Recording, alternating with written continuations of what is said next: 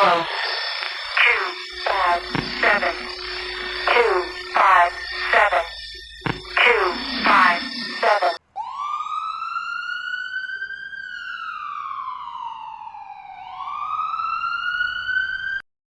On a crisp evening high above the Atlantic Flight 42, a sleek commercial airliner bound from Dallas to London soared through a sky promising a smooth 7.5-hour journey. Captain William Strong's voice boomed over the intercom, his calm authority reassuring passengers of clear skies and an on-time arrival. In the cockpit, his co-pilot Daniel, a young man with a nervous edge, obsessively checked instruments, muttering about a gut feeling.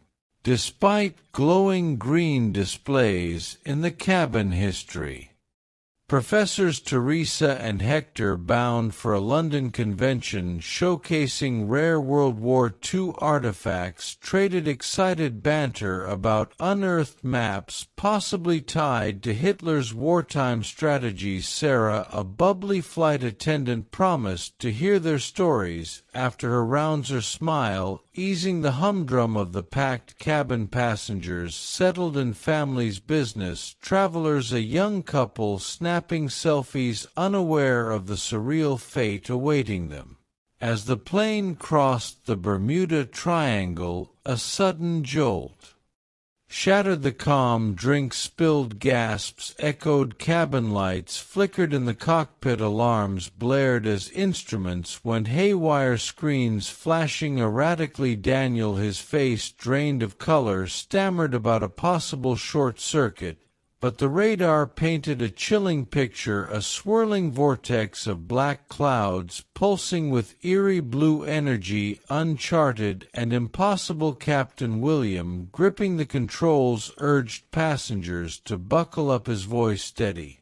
Despite growing unease, ground control reached via crackling radio was baffled. No storms appeared on their radar, yet the plane was engulfed by the vortex, lightning crackling as the cabin shook violently. Emerging on the other side, the sky was pitch black. An hour too early for nightfall, passengers noticed their phones were dead. No signal, no Wi-Fi. Teresa sensed something far stranger, while Hector, skeptical, chalked it up to a glitch in the cockpit. A faint radio signal broke through, a voice, identifying as Corporal Neil Sheffield of the Allied Forces, demanded their identity, claiming it was June 17, 1940, over a war zone in France. Daniel scoffed at time travel, but Captain William, his jaw tight, felt the weight of the impossible. Teresa, overhearing through Sarah, connected the dots with Hector, the darkened sky, analog tech glitches, and Neil's mention of 1940 aligned with German bombings near St. Nazaire, where the RMS Lancastria sank. The radar blipped, detecting multiple aircraft, likely German Messerschmitt fighters,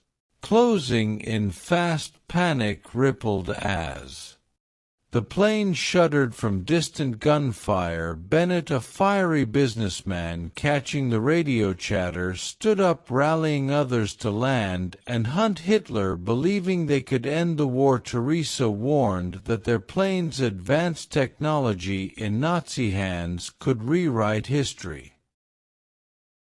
Catastrophically, chaos erupted as Bennett and others tried to storm the cockpit, shouting about taking control. Sarah, with Hector's help, wrestled them back, urging calm in the cockpit. The situation grew dire. Enemy fire had damaged the landing gear, fuel dwindling fast. Captain William, resolute, recruited Teresa and Hector for a dangerous mission to manually free the jammed gear in the plane's underbelly. In a tense, claustrophobic sequence, they worked amidst clanging tools and sparking wires. Hector, nearly slipping but holding fast. Their success was fleeting as radar showed enemy planes tightening their net. Neil offered hope a storm near the Vosges Mountains, identical to the one that brought them here with black clouds and blue energy, might return them to 2025 with fuel critically low. Daniel steered toward the vortex, his hands trembling. Captain William addressed passengers, his voice raw but honest. They were in a war zone, possibly 1940. This storm, their only shot home. Passengers clung to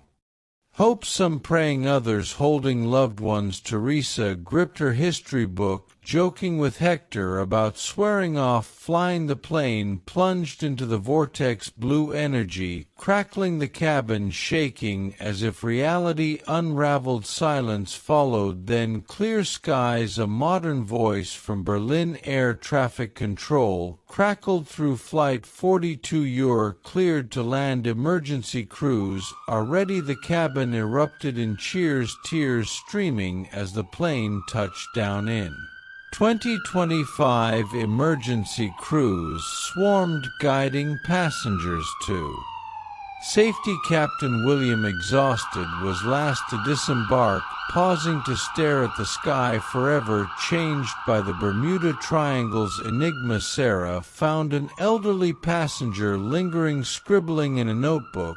He smiled, saying Flight 42's story deserved to be told. As passengers reunited with loved ones, the tale closed with a lingering question: what mysteries does the Bermuda Triangle guard? The screen faded to a call to action, urging viewers to subscribe and comment on whether they'd brave a journey through time. Leaving Flight 42's saga, a haunting reminder of the unknown.